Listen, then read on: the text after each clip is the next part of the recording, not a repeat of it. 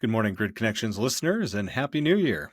I'm thrilled to have Jonny Lieberman back on today's episode. He's the co host of the Inevitable podcast, motor trend veteran, and one of the spiciest voices in the automotive world. In this episode, we talk about EVs and natural disasters, sparked by Jonny's firsthand experiences with the California wildfires. We explore the role electric vehicles can play in such emergencies and share insights into charging challenges, off road ready EVs, and how automakers are stepping up to assist communities in crisis.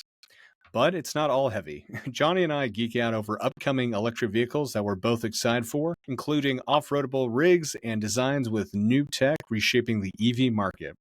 Whether you're curious about electric vehicles, emerging trends in the auto industry, or just looking for some candid car talk, this episode has something for everyone. If you enjoy today's conversation, help us grow by sharing this episode with someone who'd love it too. And don't forget to leave a positive review on our podcast page. It makes a world of difference so we can keep bringing you content like this today. With that, enjoy.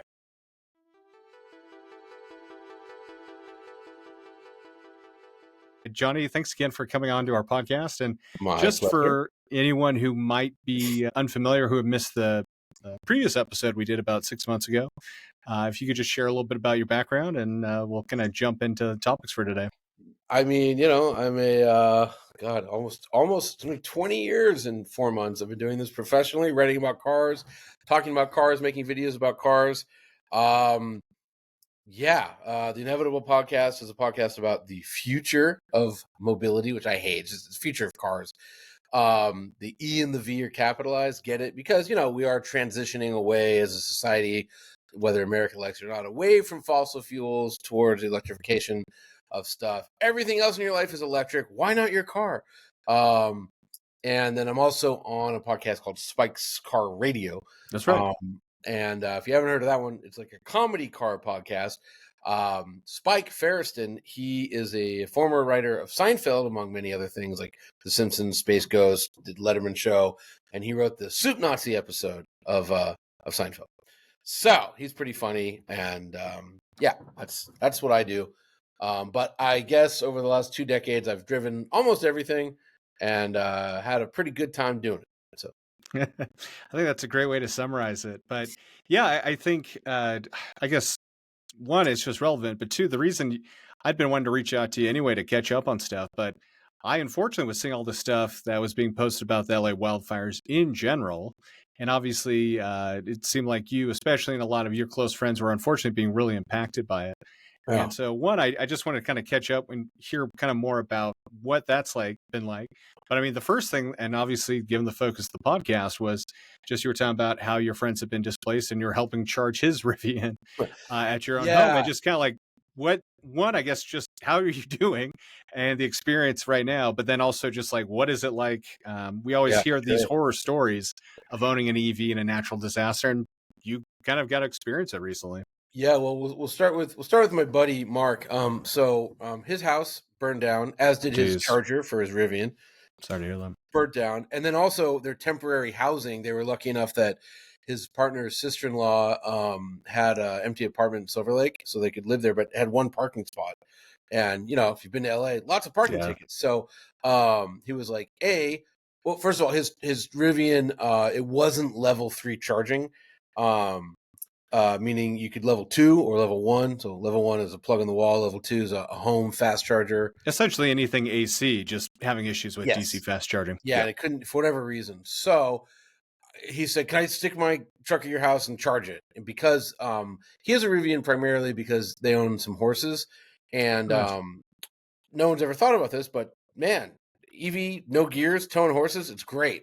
There's no jerking around for the poor horses, so they love it. So, anyways, they evacuated. They got their 3 horses out, but like they thought it was just evacuating for the night. So they're gonna, and it's how do I put this? Really rare that a place can suddenly take 3 horses and leave them there long term. So they're having to move the horses around. So, anyways, he wanted his truck. So I was sitting there and I'm like, all right, this, I lost everything. I have a good relationship with Rivian. I have a Rivian. I call Rivian. Hey, my buddy's truck won't DC fast charge, won't level 3. Could you expedite the service? Because he put in a ticket for the service. B, could you get him a truck so he can move the horses around. Or, I was also thinking maybe use my truck, but get to that in a second.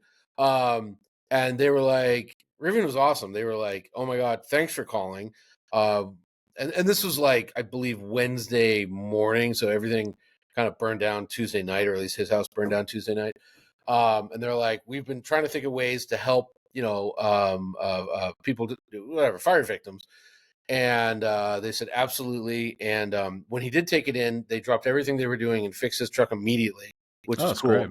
The other thing was, based on me saying like, hey, evacuate large animals, they put out an internal bulletin. I don't think they publicized this, but they said like, hey, if you're a Rivian employee and you want to help, grab a truck or an SUV, put a trailer hitch on it, and go move a horse, or move a whatever.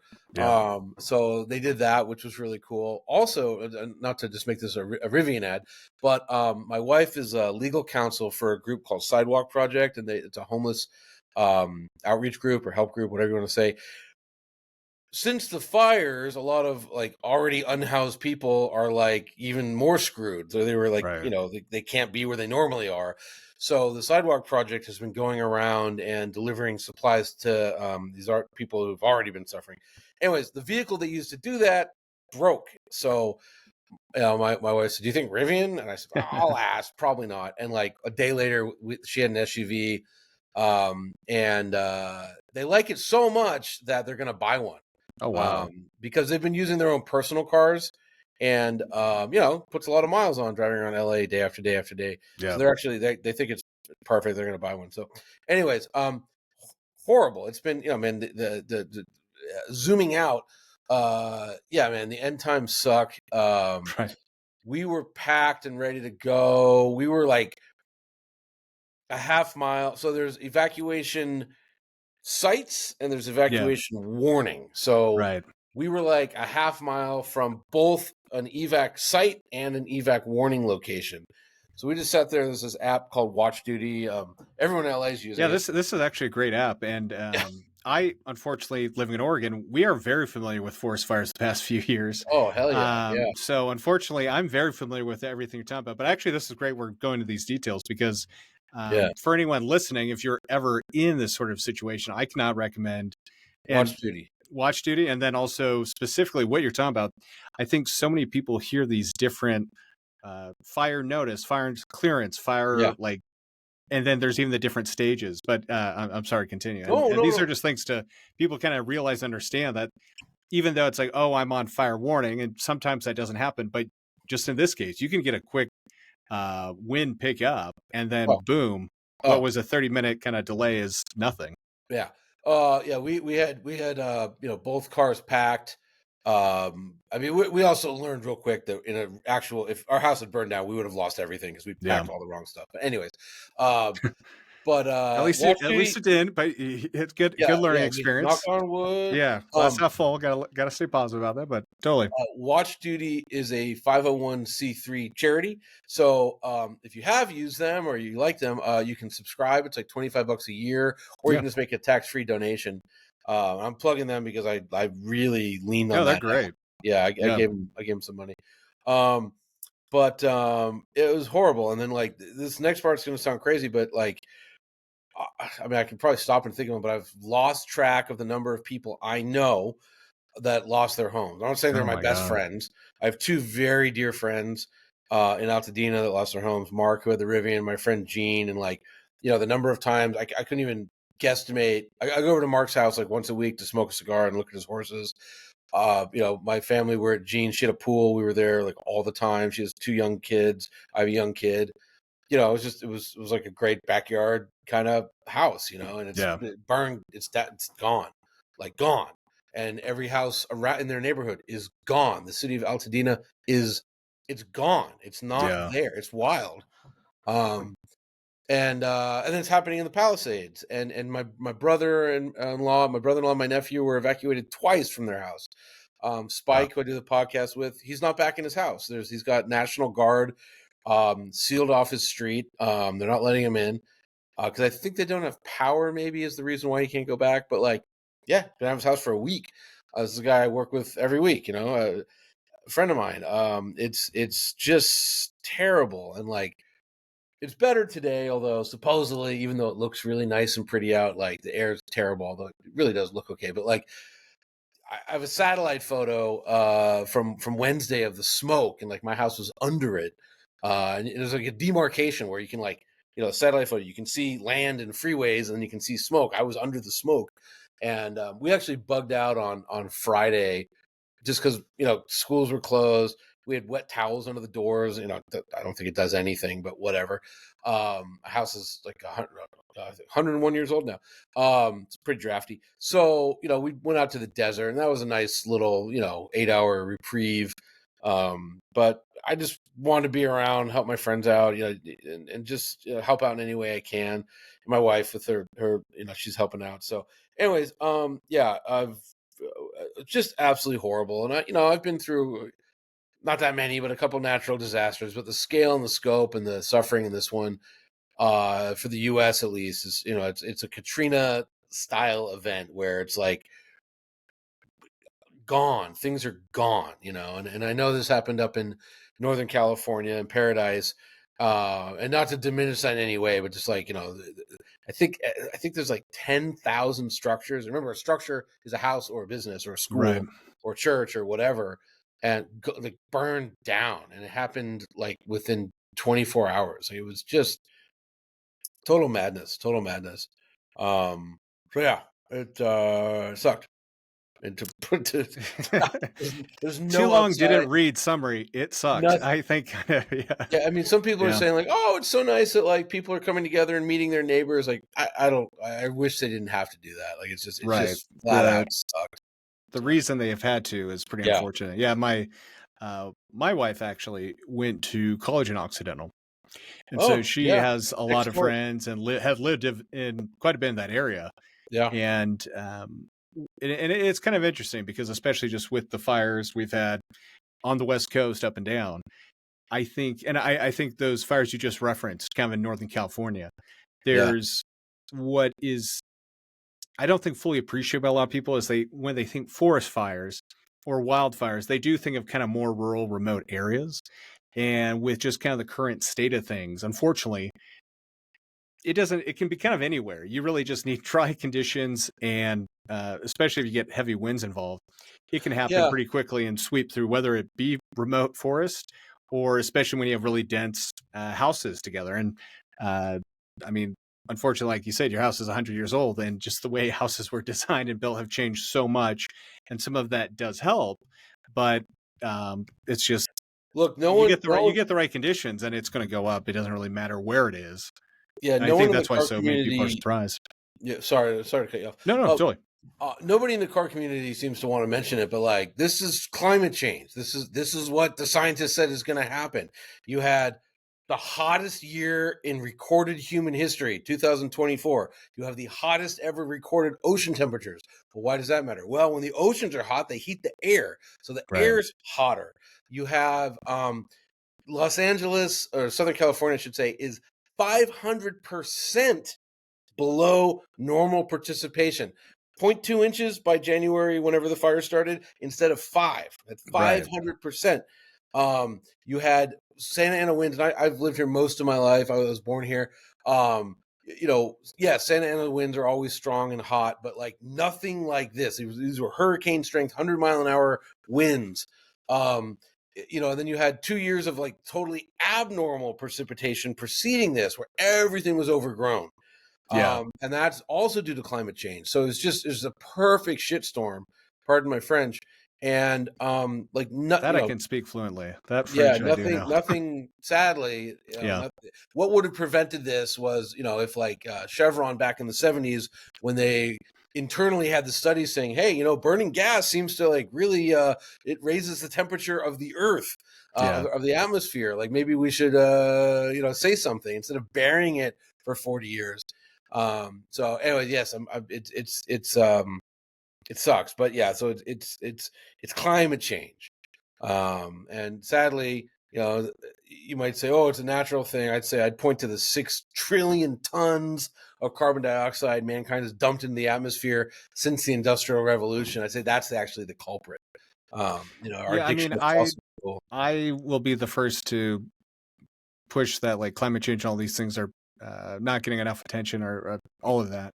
I do think to try and be a little balanced. Obviously, the big part too is just like, are these individual things that haven't been seen before? No, like it's these types of winds have been seen in Santa Ana, have low Not like this. As far as I know, honestly. As far as I understand, it was seen like 30 years ago. But what I'm trying to get to that points to your point, or kind of backs up your point, is like those are like that happened, but there was high precipitation that year. Or normal You just you get all yeah. you do get these one-off things, and that just naturally does happen.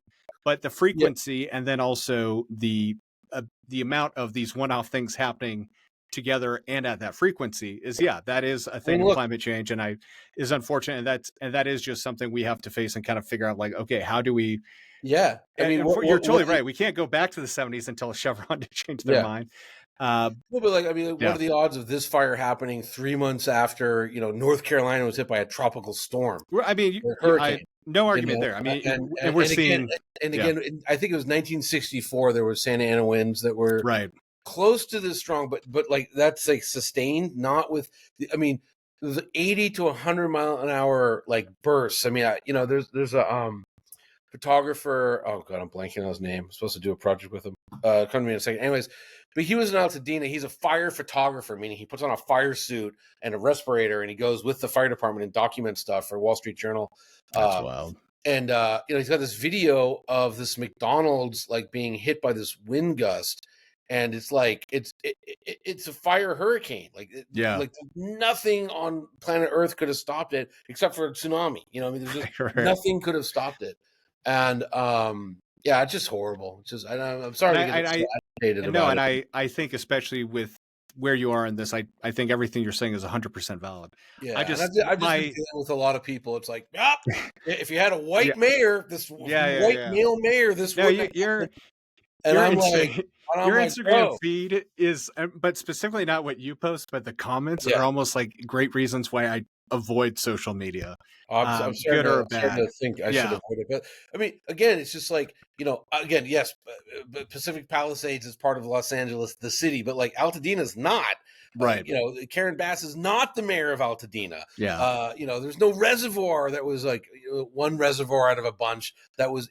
It's like you're just picking and choosing. Like this was like disaster, a catastrophe caused by climate change, and again, like the scientists have been predicting this for years, and people just ignore them because they, whatever reason.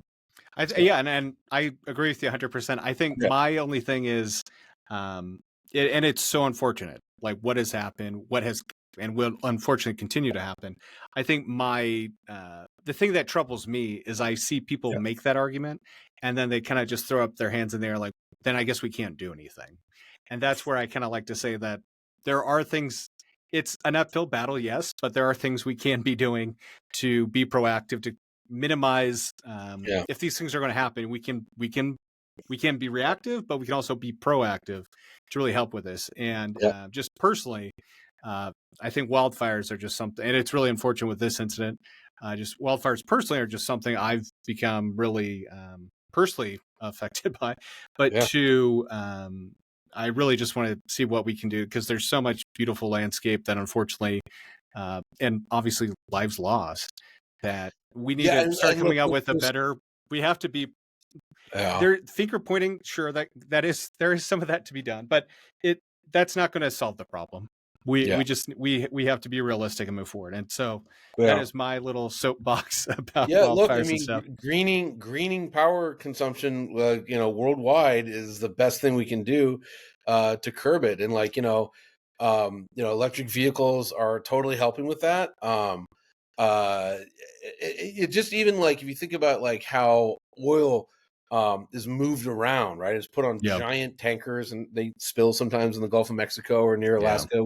We're familiar with that. Well, those ships burn this crap called bunker oil or bunker fuel, which is just, it's the stuff that's so grody and noxious you can't even make gasoline or oil or Legos out of it.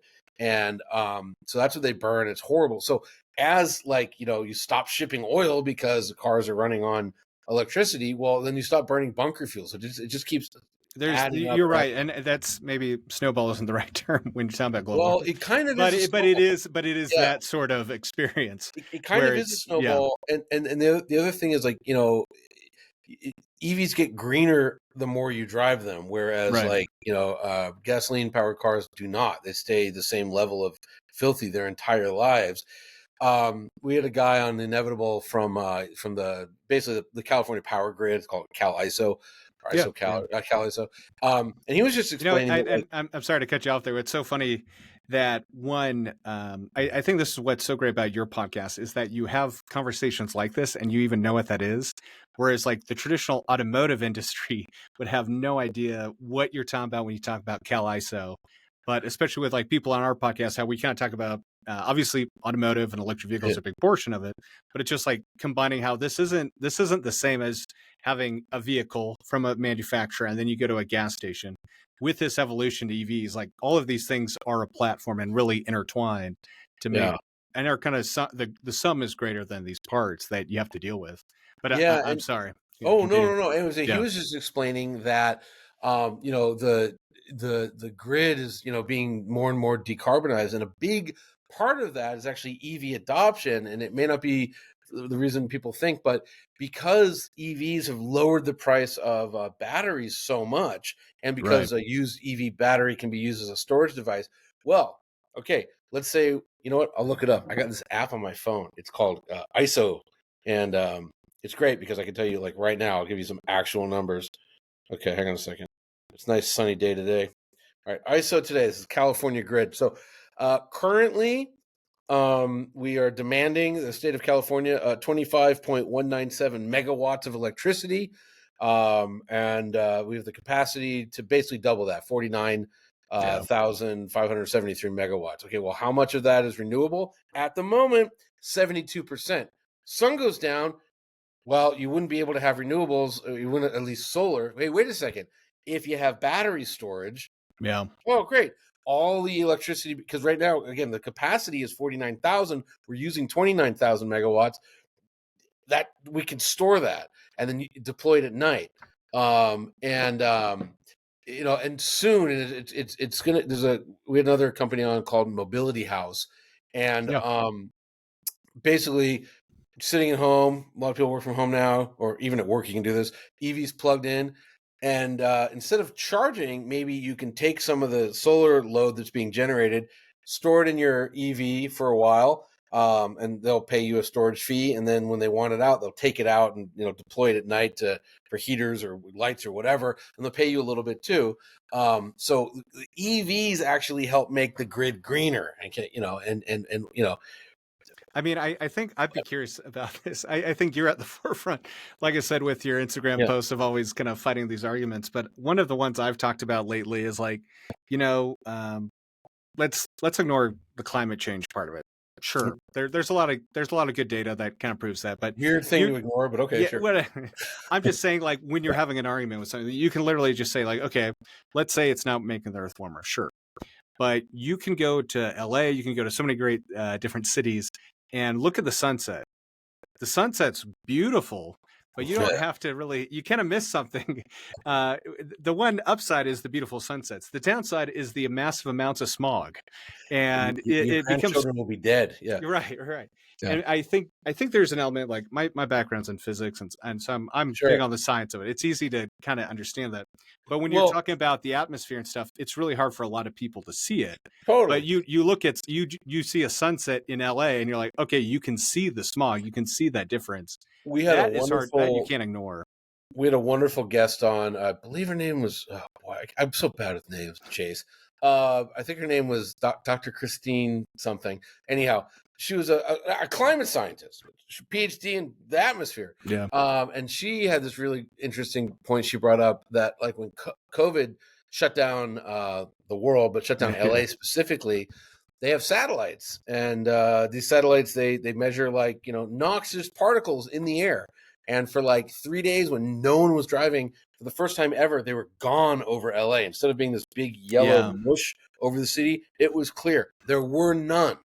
And it lasted 3 days, but still, it No, it and shows it shows what's possible. And I think that's a great example of kind of what I like to focus on. It was what was so surprising about that was not only did it kind of show what everyone expected to happen, everyone was kind of surprised by how quickly it happened.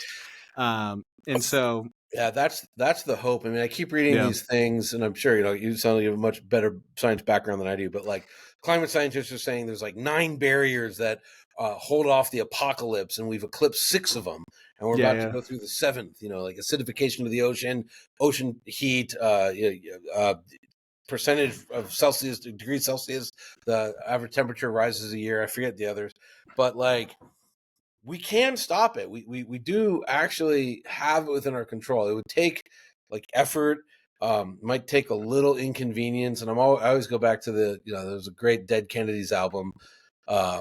Give me convenience or give me death. yeah. People are choosing death. It's a slow death.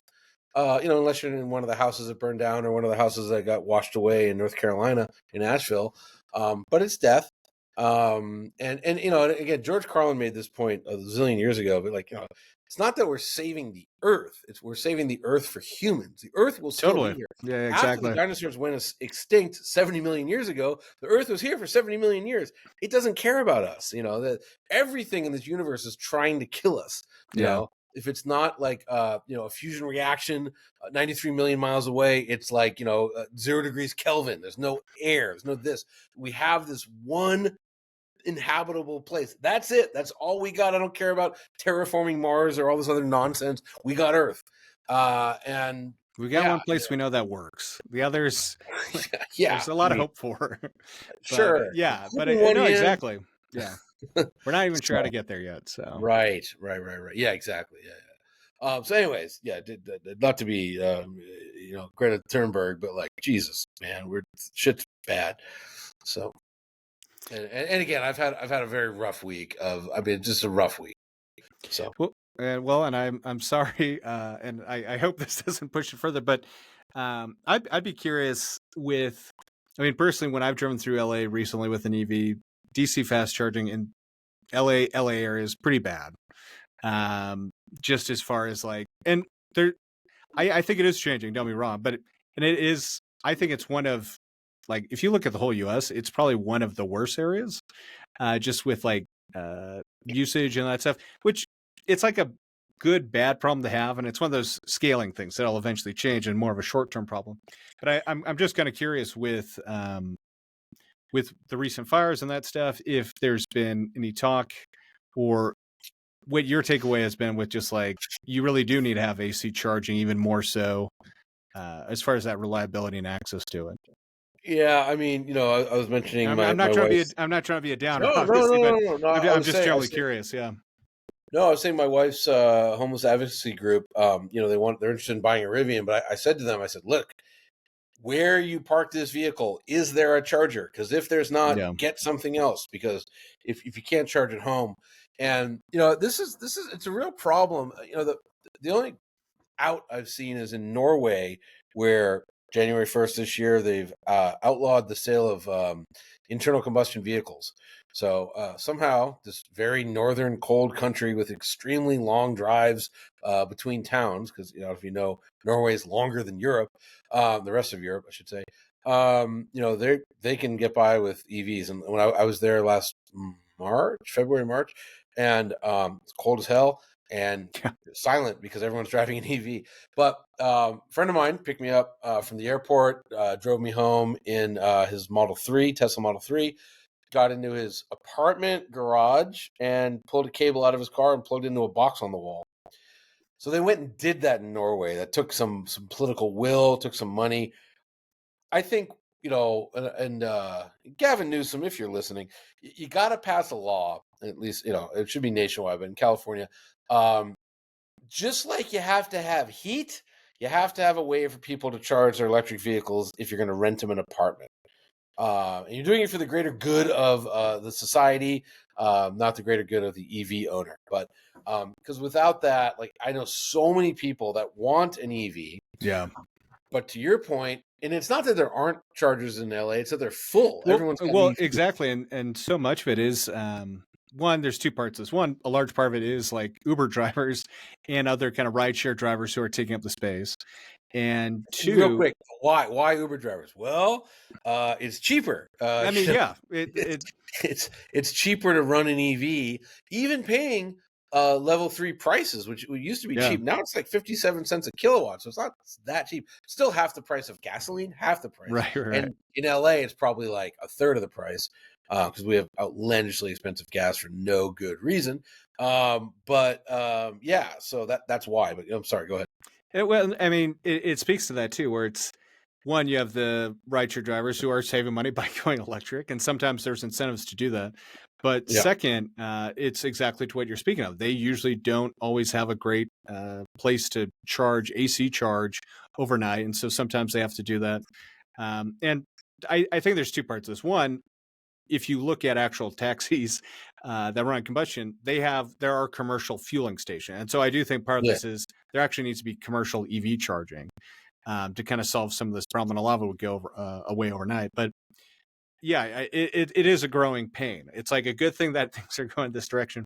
But even as myself, I'm sure you're kind of the same way. I drive way more than most people I know, and most people I know who are kind of pushed back or complain about the idea of an EV, one, they own their own house, so they could charge at home.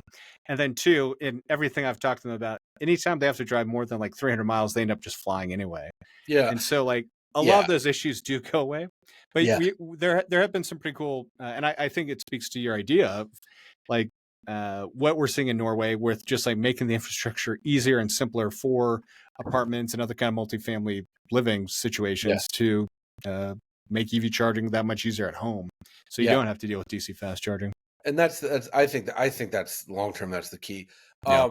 Just say one more thing, and again, this is a small anecdotal thing, but um, we woke up Wednesday morning. So the fires started really Tuesday evening. Wednesday morning, my wife and I woke up at like, I don't know, 4 in the morning, something like that. It just smelled like a campfire. And we had plugged in the Rivian and we'd set it to 70%. And I'm sitting there going like, boy, like at that point we weren't even close to an evacuation zone. Yeah. And I'm like, you know what? Maybe we should charge this thing up to 90%. And so in bed from my phone, because it was plugged in at my house, just whoop, cranked it up to, have more range. Now again, 70% on that car is 250 miles. Like, if your disaster is going on for longer than 250 miles, like that's actually the end of the world. So yeah, don't worry about it. That's a much bigger issue. That's pretty much Yeah. just short of the sun turning off. Yeah. So again, just a little Yeah. silly anecdote, but like I But no, just I didn't mean, have to go to a gas station. Now, my other car is gasoline, and I was sitting there while I'm cranking up the Rivian, thinking like, oh shit, that's like below half a tank. Ugh, yeah, So yeah. you know, Well, and so is it you have the Rivian and the Toyota still, a little or GR Corolla. yeah, Yeah, I mean, yeah. I have a 914 on paper, but yeah, I have a GR Corolla drives. It's in my Gotcha. Okay, possession. Yeah, nice.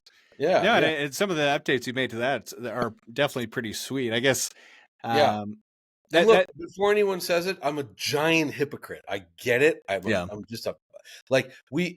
I remember I was a couple years ago. I was at the first Miami F1 race, and it was Sebastian Vettel's last year, and we went to go talk to him, and all he wanted to talk about was how there won't be a Miami race soon because the ice caps are melting, and this part of Florida will be underwater. And so the first thing we said to him was like, "Isn't that hypocritical? Like you're racing these internal combustion cars. Worse than that, you're flying yeah. 747 loaded with The actual logistics behind F1 are really yeah, the yeah, yeah." And he's like, "Oh yeah," he's like, "I'm a hypocrite. yeah. 100%, I'm a hypocrite." So everyone out there, I'm a hypocrite. I'm not perfect. Sorry to disappoint you. But my little 3-cylinder car, yes, it burns gasoline. But I mean, And I you, violated the warranty. Can't even tell you how many times.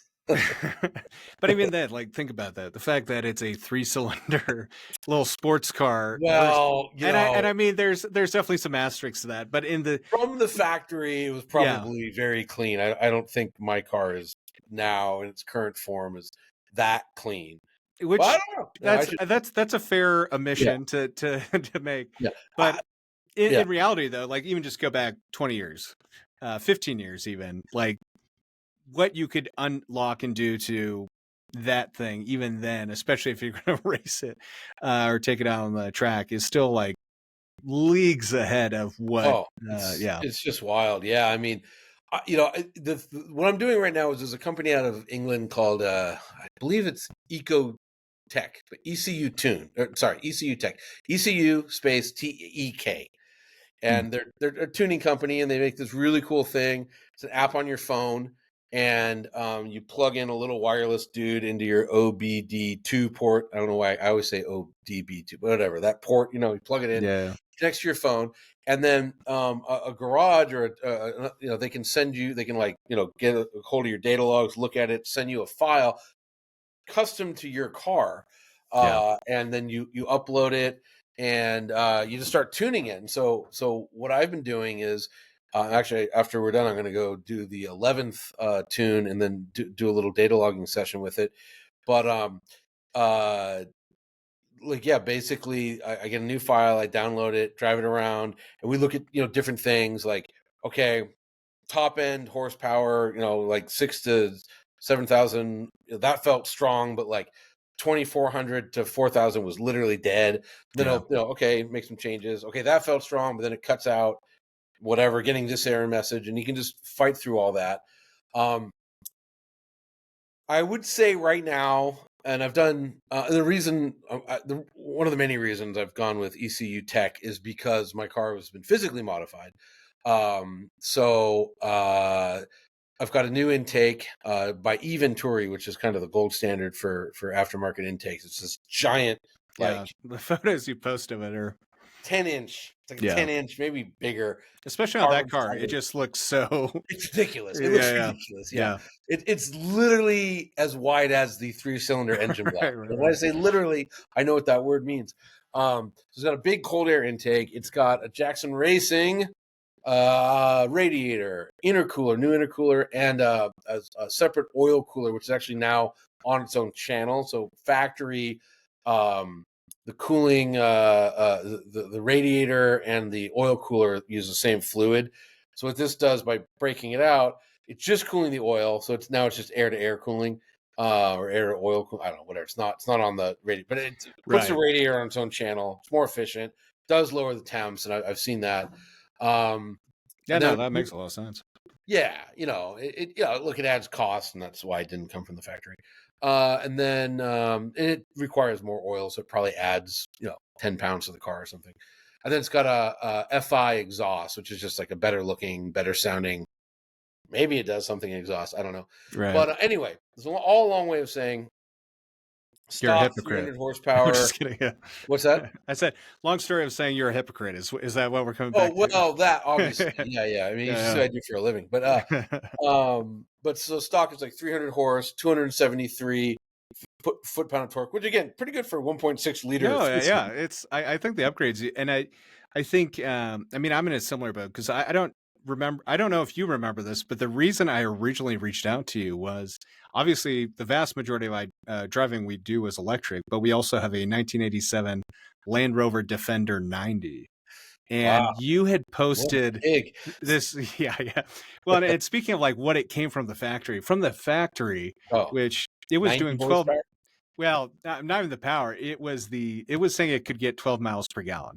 And I don't think we've ever hit the double digits, Yeah, unfortunately. But I did do the math of between what we get in our Teslas and yeah, then what we get with the Defender, and we're still at about high sure, 90 mile per gallon sure. annual equivalent. So I'm still feeling pretty good about that. But See, that makes me feel bad because the Rivian is about a right, 65 right, mile per gallon equivalent, which is still yeah, better than a Prius. yeah. Still Oh, better for than a sure, Prius. for Better than sure. a Hummer by a couple. Yeah, Um, but anyway, so probably right now, if I had to guess, we're at about 340 horsepower and 320 or so, 330 pound-feet of torque. Problem is, everyone's seeing me doing this. Now I got like a turbo company, a fuel yeah, rails yeah. company, clutch I don't mind, but clutch company, valves, top of the engine. So I don't, it's diminishing returns, and also like, Diminishing yeah, okay. returns with extreme costs going straight up. Honestly, I'm very fortunate that like my costs are almost nothing because they just want to get their name out there that Fair. hey, No, that's a good point. somebody And makes a you've got turbo. like What are you at? You got like 100,000 followers now on Instagram or something. So A yeah, you also have a good following for what you do. little more than that, but yeah. I'm sorry. I'm Um, sorry. I'm not trying no, to run no, it it's just a down. little, just a little. I'm just messing. But what was I gonna say? It gets into like, well, one of the nice things about a GR Corolla as opposed to like, I don't know, a used BMW is I think Toyota reliability. So if Yeah. I start Yeah, that's a to good put point. in like Schmucko's turbo, not no offense Schmucko, like and like, all right, now you're really changing internals of it's like if you look at like a Lotus Elise, right? Right. Camry motor. What's the one part that fails on the Lotus Elise? Camshafts. Why? Lotus makes them. Yeah, exactly. That's the only thing in the engine they change, and it's the Yeah. only thing that fails. And so I'm not as wealthy as I'd like to be, and so like if my car goes down and it's not warranted, that's all. It could be a lot of money. So I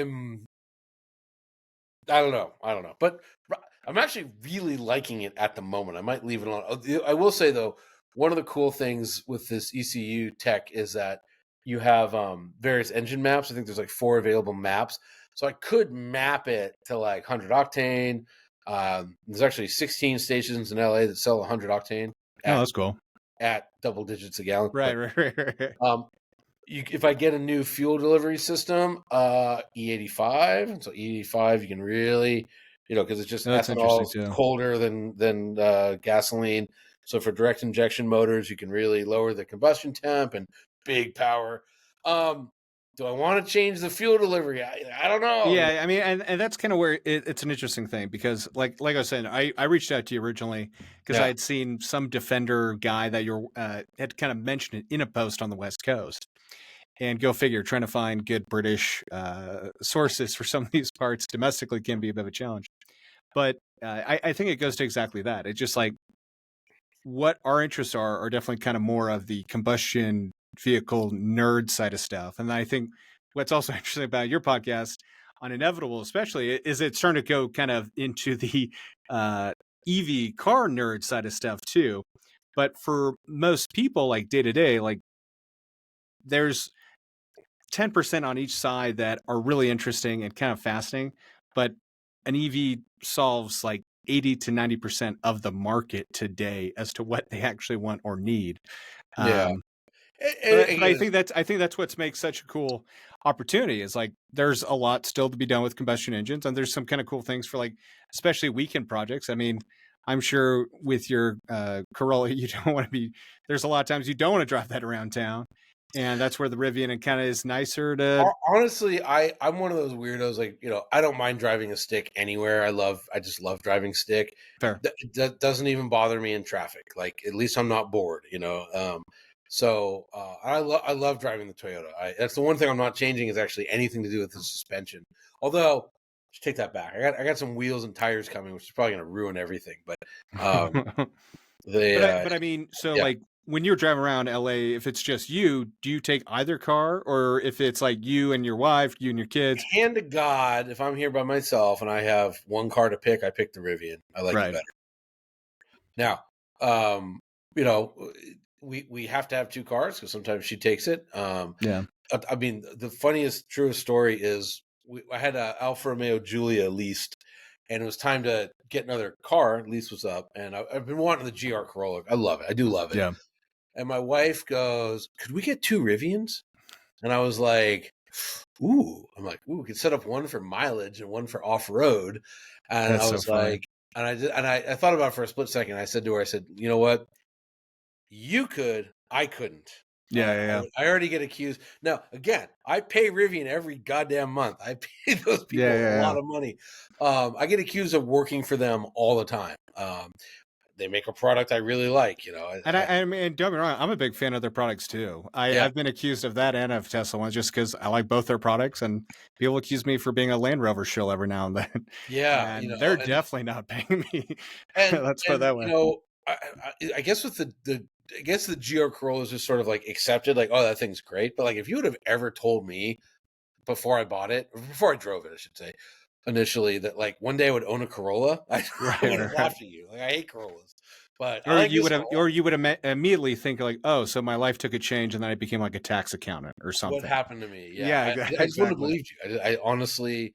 Now, if you know me, boy, I bought my first WRX in October of 2001, which was like the second month they were on sale in the US. You know what I mean? So, Yeah, and I had two of those, and I love little Japanese compact wagony fast things. I just there's something I don't know. I no, they're love them. fun. Yeah, just to me they make a lot of sense. Uh, Especially again, it has to be in hatchback form. I don't no sedan hatchback or wagon. Yeah, so I would take the Riv. I again, you're asking like the fire. So I went down to Well, and I'm sorry, not interrupt you. I think it's just so yeah, funny we went down this path because you were talking originally about the software on your Rivian and how you could just yeah. do it all from your phone. And then we kind of went on a big tangent about the software and the tweaks you've done to your Corolla, which are awesome. I've But it done is so fascinating to me that it's like combustion software and like EV software is almost like digital. This is a weird analogy, but it's like digital versus analog, It's where it's totally so they've manual branched. versus Yeah, it's yeah, like you're not going to get any more power out of your EV, but there's a lot of cool things you can do with the software. yeah. But again, That's good. That's a good point. I'm tuning the damn Corolla with my phone. I mean, I'm not tuning. I'm uploading and downloading. But what was I was So go ahead. Go how do ahead. you do that? I figured you were using a, but you do plug it in. You can't do it wirelessly. You have to do it through the phone, and then you connect it via the OBD. It's a wireless transmitter that plugs into the Oh, gotcha, OBD. gotcha. Okay, Yeah, cool, and cool, you got to cool. charge it every once in a while. Yeah, It yeah, has an indicator light. I mean, like it's like 100. I just charged yeah, it yeah. for the sake of it. It didn't do anything. Right. But yeah, it's like so basically, the guy, the garage is helping me, Counterspace Garage. They push out a new file. My app on my phone receives it. I get an email like, "Hey, there's a new file for you. Gotcha. Install it in your car." It's a little 2 or 3 minute installation process, and then I open up a data logger on the app, and just it's every parameter like intake temperature, yeah, whatever, spark adjustment, everything an engine computer spits out, it logs it, and I go through, I take it to red line in third gear, do this, do that, press Yeah, these yeah, buttons for 5 seconds. Press, if something goes wrong, there's a mark function where it's okay, and I tell him like, hey, you'll see there's a mark. Here's what happened. This error popped up, or I felt this, or whatever. And then I don't know what he does on a computer and sends me back a magical file the next day, and we're about to install number 11. So it's been Oh super wow, fun. that's cool. Oh, but fire. So the Civic Center in Pasadena was turned into an evacuation center for everyone in Altadena and Pasadena that was affected. A friend of mine was kind of coordinating the early relief efforts. So I just bought like a bunch of like tampons and diapers and stuff like that, toothbrushes, whatever, that people fleeing their homes wouldn't think to grab. Yeah, And I brought it down there. First of all, I've never been in a war zone. I have no idea what it's actually like, but I have to imagine like Pasadena Wednesday night was like everything was covered in soot, like thick white soot. Trees were yeah, down everywhere from the winds. Um, like you could see, I don't know, 75 feet in front of you because the smoke was so crazy right. thick.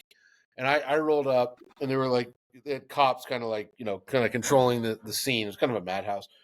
And I had a mask on, and this cop standing there, and I'm just waiting. I'm looking at him, and I go, "Hey, no mask," and he's like, "Man, they don't do an effing thing."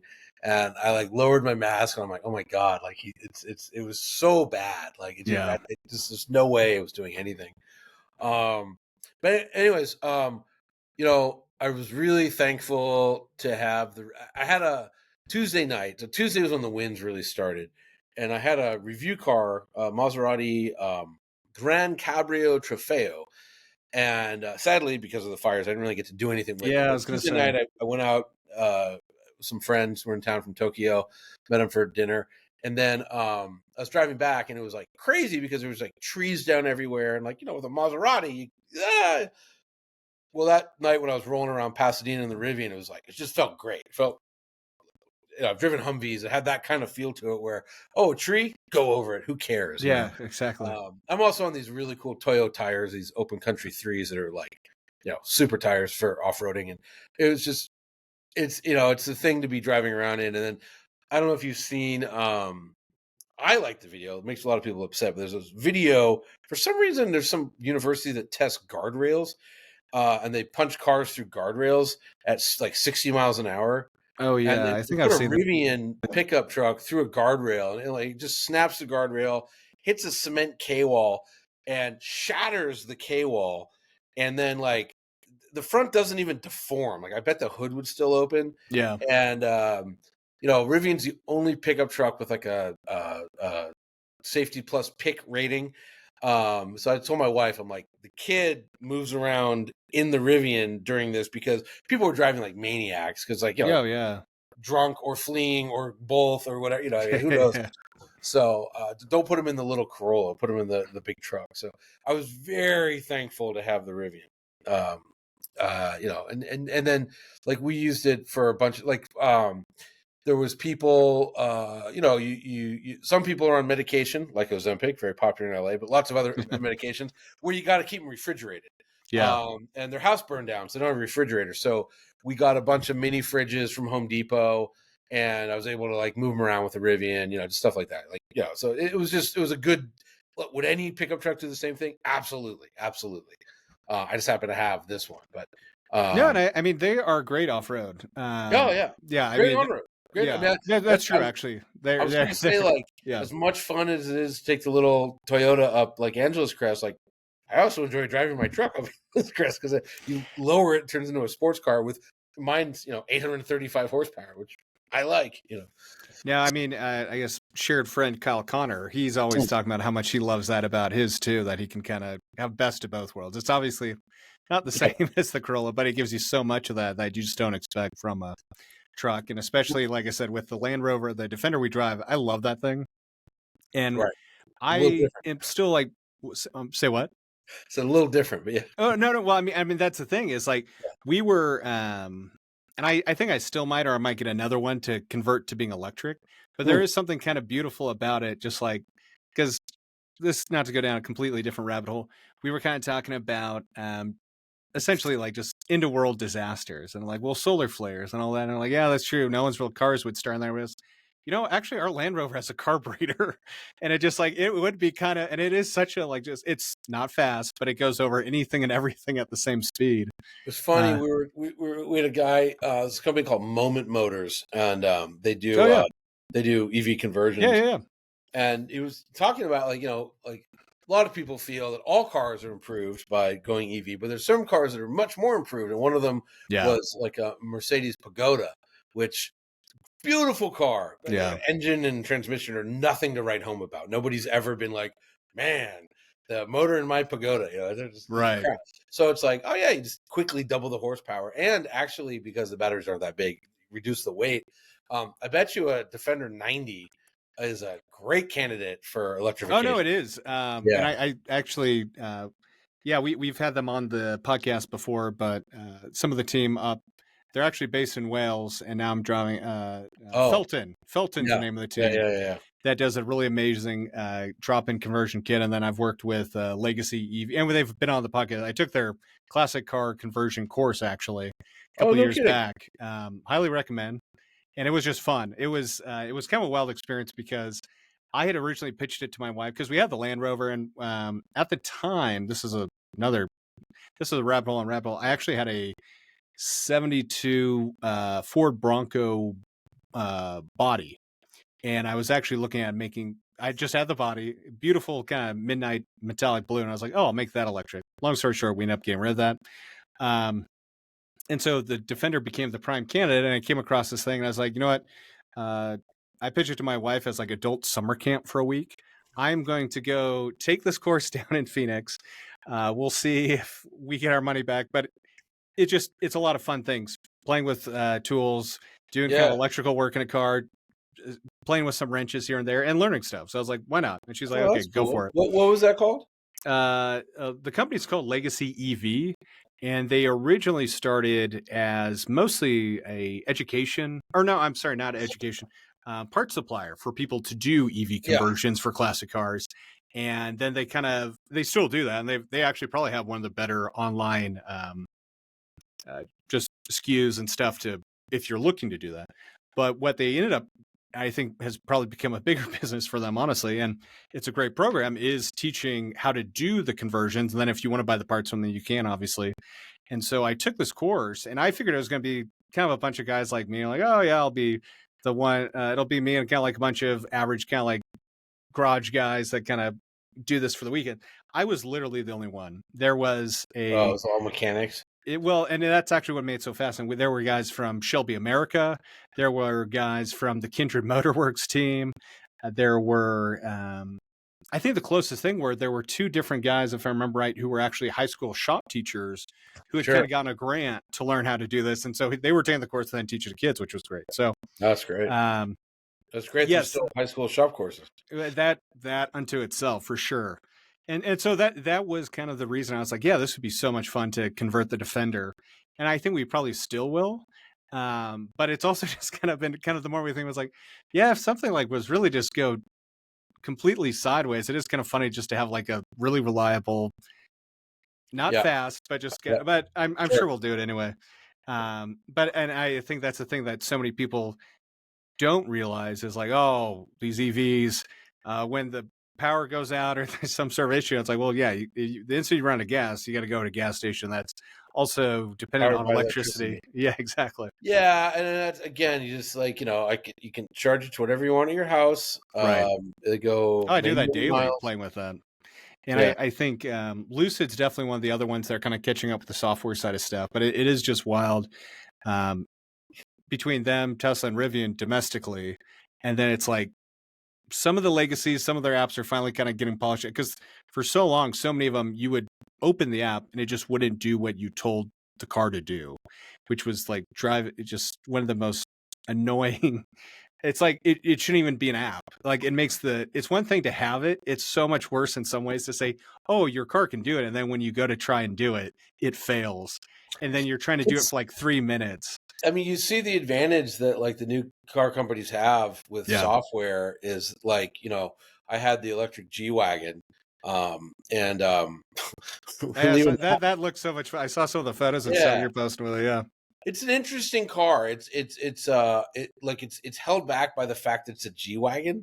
Like if it was, it's just like the battery should be bigger, but there's nowhere to put it because this is what a G-Wagon is. Like if they were to take that powertrain and put it in a GLS, which I think they're doing, like, boy, they'd really have something, because then you could get like another 40 kilowatt hour battery in there. But like I got it and I was like, God, this is so weird. Like I've never driven one before, but like there's like no EV menus. Like I can't figure this out. Like it's like, oh, legacy. And then I live like on a hill, so when I park the cars are kind of pointed downhill, and I had backed it in, and so I put it in drive and it starts rolling, and then it takes me about 2 seconds, and I quickly realize like my foot has nothing to do with it rolling. It was just kind of in neutral, and it just, something weird had happened. It just died. It just, and like it was actually funny. It blocked in like a bunch of me and my neighbors. They came and got it, and they were like, hey, you know what? We have another one. It's exactly the same. It looked the same picture, same plate. And I turned that one on, and it's like, oh, this one has the EV software. So in other words, when they ship a G-Wagon, somewhere in the G-Wagon software, you got to say it's the electric, not the gas. So I had an EV that was running the gas software, which turned out to be the problem. But like, it was crazy. So like, you got to write both, and it's like, that's not good. You can't, you can't be great at both. You can be good, like I think Mercedes and BMW, they have good EVs, and and good BMW specifically. Like the gas 7 Series is good, the electric 7 Series is great, but they're both held back by the fact that it's a little bit of both. Yeah, you got to have, for the 7 Series, you got to have a structure that can hold that battery and support all that weight. So it's the gas one's too heavy, and then like the way it's put together. Although with the 7 Series, I kind of like threw design out the window, but like, it's and like weight's kind of part of what makes it so. Yeah, Nice. I mean, again, that Yeah. a car I would love to own one day, the i7 M70. Like, that's my kind of limousine. That thing is that's a good vehicle. I like I mean, 200 grand. it's an amazing around town vehicle, or like driving around LA, It's because an amazing you can on a you can racetrack. go a couple. Oh, really? We put one Yeah. stupidly on a racetrack. We had a Bentley Flying Spur, the W12. I think it was even the Speed. And yeah, the BMW, the electric one, beat it by like 3 seconds around the track, and was just way better in every way and accelerated better. And everything except for looks, the BMW did much better. Bentley did much better in terms of looks. I will say, I'm you know They've got that pretty calling dialed 7 in. Series not good looking is water's also Well, that's wet. part of the reason it's so fast, as they say with a lot of BMWs lately. Is it has to be fast so you don't see it. Yeah, right, exactly. Yeah. Well, So. and I guess I'm kind of curious. That was one of the other things I want to talk to you about, is just like looking towards 2025. And it's interesting. I mean, the electric G-Wagon, to me, it's going so far, and I mean, you can say this in some regards, this generation Defenders too, but it's going so far from its original roots to what it is. But I think the G-Wagon especially is the epitome of it, where it's just like, what is it? Maybe one out of every 10,000 goes on to gravel or any other hard I surface. bet you it's And less, it's, but well, I mean, but obviously I'm just making that up, but it's just like you see them everywhere in LA or like Scottsdale, and yep, sure, they're great vehicles, but it's like they don't go on a road trip with it. And so in some ways, yeah. if it is what it is being used for, making electric actually makes a lot of sense. Oh, If you want to use it for like what it can do, yeah. then yeah, some of those come out more. So two things. One is very quietly, but I did get the press release. Mercedes, the day they launched the G580, as it's called, or actually it's That's got a right. horrible name. It's like G580 with EQ technology is the official name. But anyways, when they launched it, they put out a press release saying, "Hey, in 18 months, we're going to have a new battery chemistry that'll have 20% more range." Yeah. So it's a lithium sodium, I want to say, battery.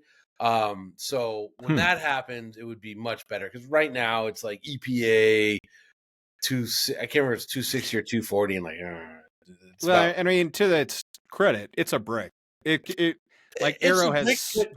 but it's like they wanted to keep all the off road chops. They actually had to Totally. They had to figure out how to do a live axle with Yeah. two motors. But I mean, they're so German. Like, I will say this, I will give them credit. I took it off road. It is like, I thought the Rivian was good. The 4-motor was good off road. Like, I think the G-Wagon's better, and the G-Wagon was on like street tires. Damn. But I've made this point elsewhere. But like, okay. Lucid, they want to have a really fast EV, so they figure out how to spin a motor faster with software, right? Porsche runs into that problem. What do? They put a 2-speed transmission on the Taycan.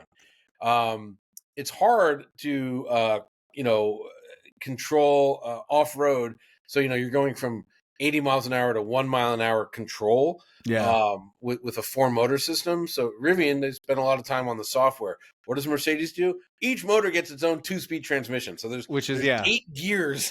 There's 4 transmissions. Which, like, on paper, that means it almost looks the same as the regular one. It's like, oh, both have 8 gears, just in a completely different way. Yeah, it's just a low gear, but like you could have. Right. I don't care what they say really, but maybe they have a point, because the proof's in the pudding. It is really good off road, but like, I think you could have done that with software. I don't think you had to gear it down. Whatever, they're German. They look for mechanical solutions. Sure. It's a very hardware versus software in a way. And it was funny too, because when I was in Norway, I was a passenger in an electric G-Wagon from Norway to Arjeplog, Sweden, which is a big testing center up in the Arctic Circle. Actually, a little south of the Arctic Circle, but they say Arctic Circle. I had a whole point. Oh my God, sorry, I'm just exhausted from these fires. So the proof is in the pudding. German engineering, mechanical versus. Yeah. Oh, yeah. And so I was with these guys, and they were engineers. So engineers don't have like the best PR training, and I'm one of my strengths as a journalist is I know how to Well, I mean, that's what makes it so good. Exactly. if there's not a PR person around, I know how to Yeah. get answers out of these guys. Anyways, so there was 4 guys from Austria. One guy was from Czech Republic. But anyways, they were German. They were Magnus Steyr employees that work on the G-Wagon. Suppliers and Well, they were the employees, but whatever. They do the traction control on the G-Wagon, stuff like that. Anyways, I just kept asking them. I'm like, well, what, and this is a good question if you're a budding journalist out there. What do you benchmark? Because and so they said, well, number one, it had to be a G-Wagon. So everything, couldn't change a thing. They changed 4 things on the exterior. Used to be a real nerd to see them, but they said, well, we benchmark, every competitor, they're all crap, all terrible. This was bad, that was bad, except the Rivian. We really liked the Rivian. And one guy who was a non-German was like, we even really thought about the air suspension. Like, it's a real game changer, being able to increase ground clearance by 5 inches or whatever, however many centimeters that is, 14 centimeters. Those, but G-Wagons don't have air suspension, so right. But man, it really does pay dividends and blah blah blah. So, anyways, my thing is off-road. I think for turning out, unless it's extreme rock crawling because you can't connect the rear motors, although somebody will figure that out. It's a real advantage based on traction to have 4 motors. Like, individual wheel control is like really a good thing, it turns out. So yeah, I mean, it is really impressive what Rivian and just Tesla and some of these others, how they have kind of approached that idea of doing it software first. And and to your point, exactly, actually talking about the Rivian, how good it still is off-road with some interesting kind of compromises as far as what, like not having lockers and some of these other, having an e-locker and that stuff. And the Rivians don't even have e-lockers, but well, that's true, right? But like they're kind of software and kind of manipulating in a way to try and get around that. It's definitely not perfect, but it is still wild. Yeah, how that is actually accomplished still. Yeah, no, for sure. And Rivian, look, they get away with it by having so much goddamn torque. It's really totally, yeah, exactly. Like, okay, you're only using so quickly. Yeah, you're only using one motor, but that one motor is like over 200 pound-feet of torque, so that's enough to like get a lot of things up a hill. It's like Tesla famously. Well, why did they come up with their own language and do a software-defined vehicle? They invented it. Because nobody would work with them. No supplier was like, "What you want? What? No, here, take our whatever." And it's like, no, I guess we got to make our own. And then it turned out there was these huge advantages. But anyways. And I realize we're kind of going a little bit over time, but one of the things I wanted to talk to you about, we're just like, if you have time for it, is just upcoming into 2025, any vehicles, and especially like EVs or even plug-in EV hybrids that you're kind of excited for. I know you're also a pretty big fan of Lucid's technology. I don't know if you've had too much time around like the Gravity and that stuff. The big dog, the new, Gravity. I hear it's great. I hear it's also very prototypey so far, the ones that have been driven. Yeah. But I imagine they'll get it right. And that's going to be cool too, because not only is it the SUV, but what fascinates me about Lucid is their motors, because they're so efficient. Now, what does that mean to me and you? Powerful. It turns out efficiency, just you can use more energy to make power. But so I think a Lucid is capable of something like 5 miles a kilowatt, where my truck does like 2 barely. Yeah, I will push back on that. Like, I have yet to see those. They're efficient. I think they kind of got a little ahead of themselves by saying those numbers, because I haven't really seen those in reality. I've seen them when I did a thing with Lucid where we drove like 70 miles an hour flat. It does do it. No headwind. But the instant like it's in more real world, it's still very good. I've seen like over 4 though, it's insane because it's still pretty good. Yeah. But so supposedly they'll be able to achieve like 5.5 to 6 with the Gravity. So that's new motor. So that's pretty fascinating. The new Model Y, like, say what you want about everything Tesla related, like, they make some good products. So that's very intriguing. Obviously the small Rivian, the R2, the R3, Scout, which is probably a couple years away, but Yeah. I'm curious about that. I'm also curious they're actually going to bother with a range extender that adds 150 miles only, which seems kind of like, what's the point? But okay, because you're going to compromise. Something's got to give, Yeah. right? If you're going to suddenly have an engine and a gas tank, like where does that go? I don't. I think they're just kind of saying that. I don't know if that's going to make production. That's just my. It'll be interesting. No, I agree with you. That'll be really interesting. You I can't just like it's not like you want leather. It's like that's like a real big engineering compromise. You know, Yeah. you're taking up a lot of space and Well, it's kind of funny. And admittedly, I don't think the R2 is like, maybe some will like just barely roll off like December 31st of this year, but it sounds like it's more 2026. And then they did same say with 26 when they okay, introduced it. They did right, say yeah, yeah, 26. Yeah, I mean, I look. They, RJ. We had RJ on the Inevitable. RJ Scringe, who's the owner, CEO, not owner, used to be owner, now CEO of Rivian, and he's like, we'll never be profitable until we launch the R2. yeah, We can't, and they probably IPO'd too early, but like, yeah, they have a lot of pressure to like get that stock price up. And how do right. you do that? You got to have the R2. So there. No, I agree with you. I'd love to see it come out. I was just, for anyone listening, just to Yeah. clarify, it Well, probably, yeah. the other thing is that they did say 26, but remember they said it was 26 out of the Georgia factory. They paused the Georgia factory and they're That's a good point. converting the existing factory. So, the Georgia factory is not built, so they already have the factory. Boy, and EVs are a lot easier to spool up than an internal combustion, turns out. So maybe sooner than later. I'm But curious it's about it's still within like a 12 to yeah, it's coming. I think yeah, that's for sure. yeah. Yeah. Yeah, and then I'm also curious about the Dodge, the Ram Charger, whatever they're Yeah. calling it, the E-Rev truck, Yeah. because it sounds like a lot of in the short term, a lot of these E-Rev. So E-Rev different than plug-in hybrid, where it's kind of like the Chevy Volt. It's a battery electric vehicle that has a range extender. That's the E-Rev range extender internal combustion engine that is not, unlike the Chevy Volt, that is not connected to the drive wheels. It Right. just creates electricity, which I think it's good if you're a locomotive. I think it's probably better just to be full EV. But people are like, well, what if I have to go on a road trip suddenly and I can't, and there aren't any And I chargers? will say, if you're going to make that argument, it does kind of make the most sense for like a Ram pickup truck or something where it's just like you need a lot of the torque. Yeah. Exactly, towing and Towing, it makes sense yeah. because that's the thing nobody ever wants to talk about. But like, yeah, EVs, you cut the range in half when you hook up a trailer. Guess what happens to a big diesel? You cut the range in half when you hook up a trailer. It's just that they have humongous gas tanks. And diesels. One thing I've been wanting to test out, and maybe Yeah. this is for the scientists and you professionals at Motor Trend to test, is what's interesting is like you look at like kind of going back to what we were talking about the G-Wagon, talking about aero. It's a brick, so it doesn't have the best aero.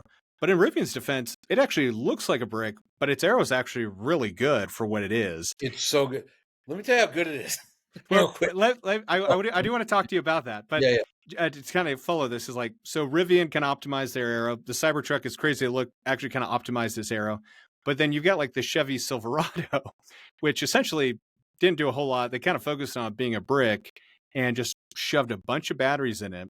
But talking about towing, what's really interesting is you see that because the aero is actually so bad on the truck, it does not affect the towing as much. So the Rivian and the Cybertruck are kind of inversely affected by that. And so what I'm kind of curious, I'd love to see someone do, and this is kind of ridiculous and kind of over the top, but I've seen so many people do crazy towing things just anecdotally over the years, that what I'd love to see is, can you optimize the aero even on a Rivian or one of these other, or any EV truck, by literally taking like a sheet and some magnets and essentially just optimize, instead of you getting that huge aero hit because of the air going over the vehicle and then hitting the surface of what you're towing, can you actually try and make it more like actually a semi and one long area that minimizes that aero drag hit? That's not a bad idea. And see what that delta becomes. I'll bring it up with the boys. Bring it up with the No, boys. I was gonna say I got this. I got a topper for my Rivian by Yeah, GoFest yeah, Camping. I'm yeah. helping them develop their Rivian product. So they gave me the prototype, and it's just killed my range. It's the prototype, and we knew it would happen. But again, like the Rivian truck is really optimized, and it's like That's the good and bad of it. It's like the instant you start kind of playing around with it, you see the penalty of it. it's kind of like 8%, 8%, from like 2 miles a kilowatt to like 1.8. So it's Gotcha. pretty significant. Yeah. And you put pretty, like you mentioned, those Toyo tires on. I have the least efficient Rivian on planet Earth. Yeah, I know, it's terrible. But I mean, those kinds of tires, especially like you do actually. I don't be wrong.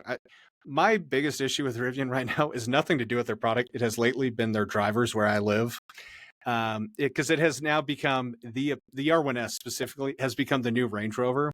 Oh, totally. 100%. I swear to God, if I see another Rivian driver in an R1S just doing this with their phone down the road, I'm going to lose it. But yeah, it's become the new. Once again anecdotal, and not to stereotype, but it is now the new kind of like soccer mom Range Rover driving vehicle here in Bend, Oregon. Having said that, it is really cool what they've built. And I think it is really interesting. Like, if you're going to actually use it for what it's capable with, like you do, getting some, like, their tires options are awesome. But if you really want to crank it up, you kind of have to go to something like a Toyo or like the Falcon, kind of more off-road tire. Yeah, it comes on the Pirellis. I did plenty of off-roading on the Pirellis, but I let my buddy drive the truck, and I was walking next to it filming, doing some. It was a double black trail. It was a hardcore trail, and I'm looking at the tires, and I'm like, those look terrible. It just doesn't look like it's happy. And so I put these on there. Now I did kill the range by 7%, so I took them off. And that's kind of expected. That's not great, but not as bad as it could be, actually. Right. Well, I combined that with this topper, and I'm like, I'm way down. But I had some other tires on there, and it was one of the wheels was out of alignment, and I just wore through one of them. So instead of buying another set, the Toyos only had like a few thousand miles on them, and that's the other thing too is they'll just last a long time. They're such beefy things. So kind of getting because they've basically been on there. The truck has like 32,000 miles on it. They've probably been on there like 20,000 of the miles, something like that, more. Oh, wow. Gotcha. Yeah. So, yeah. I guess one other question I had was like going back to looking at like the Gravity versus some of these other cars like kind of coming out. Where do you think? Where do you think is a? I mean, you mentioned Model Y, the new one, the Gravity, Rivian R2, and all this stuff. Where do you think there's still a gap, or in any areas that maybe EVs need to serve better? Small cars. So at least domestically, for sure. Yeah. My GR Corolla, like I don't know if it's 100%, and I don't know if I could have been a two Rivian family, but had that R3X been out, when it was time for my Alpha lease, like, because I think there's a tri-motor version that's going to be like it's a sweet little thing. That was the worst thing they could do, though. They should have just announced the R2 and left it at that, because everyone talks about, and don't get me wrong, the R3 looks cool. I think it's going to be a great vehicle, but they first just need to get that R2 out, and I think that's going to be an awesome vehicle. It wasn't until honestly I saw the new Scout that I was like, actually, I might be more into that.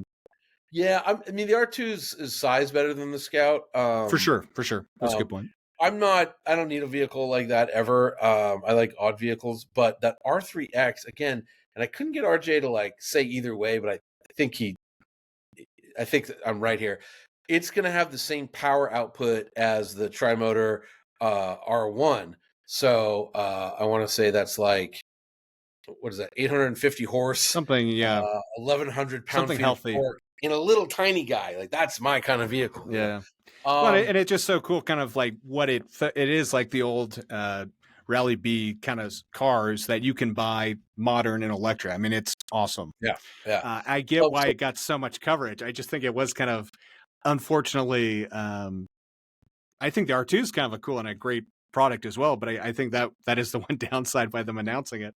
It kind of overshadowed the announcement of the Yeah, R2. I mean the R3 should be a fast follow because I believe that the R2 and the R3 are going to share almost everything, whereas the R1 is just sort of its own platform, For sure. much more premium and advanced, blah blah blah. But yes, aside from small, I think more choice in actual big 3-row SUVs. Like I know, like the Cadillac is just out, but like I'd like to see an electric Tahoe Suburban size vehicle. Yeah.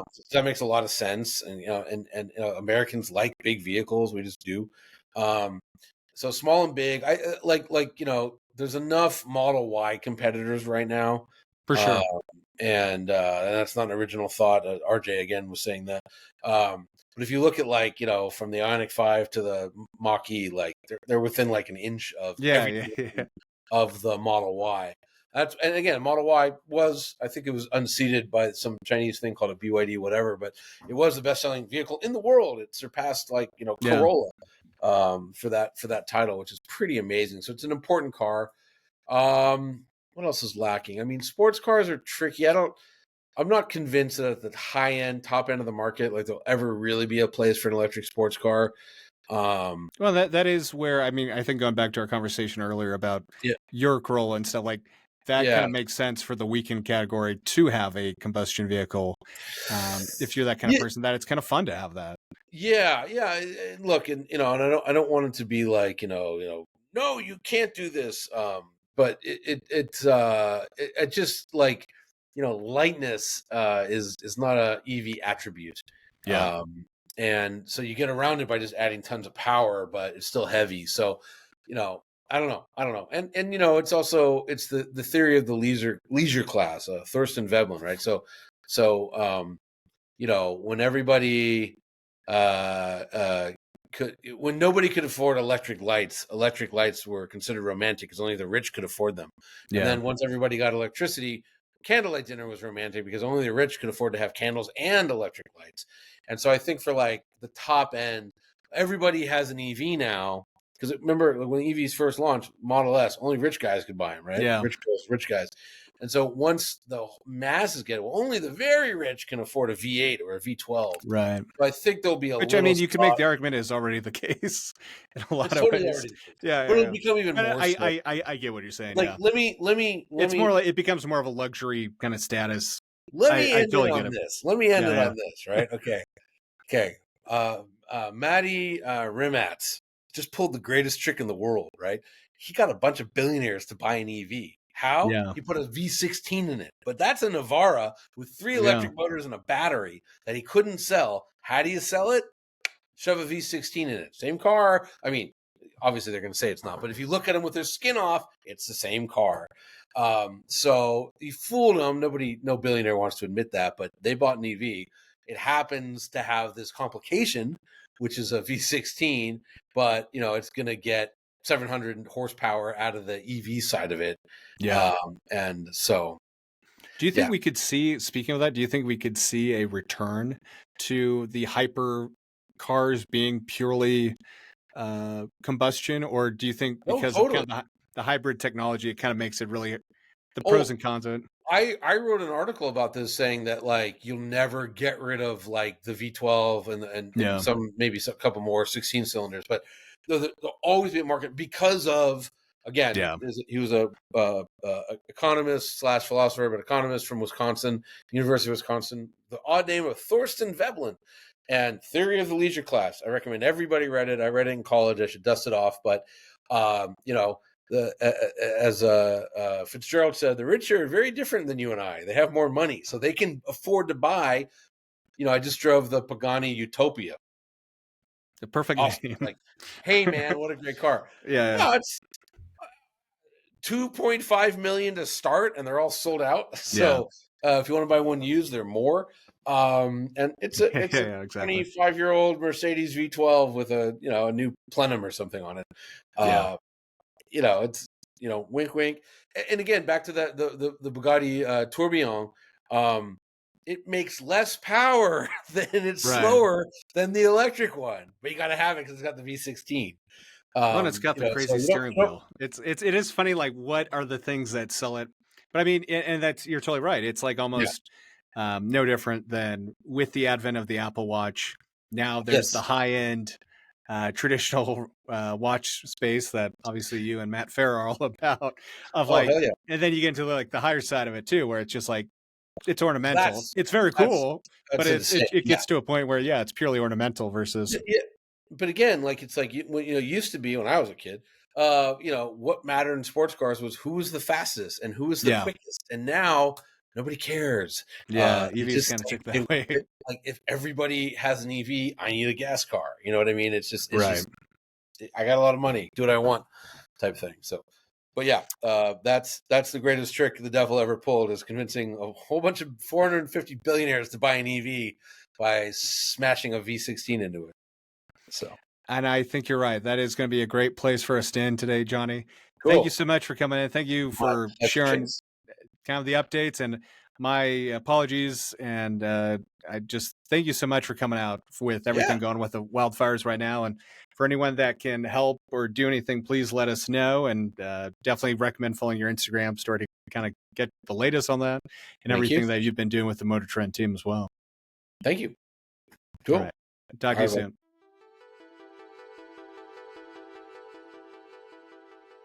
Huge thanks to Jonny Lieberman for joining us again and sharing his perspective on everything from navigating California wildfires with an EV to the future of off-road capable electric vehicles. We hope you enjoyed the deep dive into EV tech and the exciting lineup of upcoming models reshaping the road ahead. If you found today's episode insightful, don't keep it to yourself. Share it with at least one friend who would appreciate the conversation too. And hey, we'd love to hear your feedback. Leave us a review on our podcast page. It helps us connect with more listeners just like you and keep the conversation going. Until next week, this is the Grid Connections Podcast, signing off.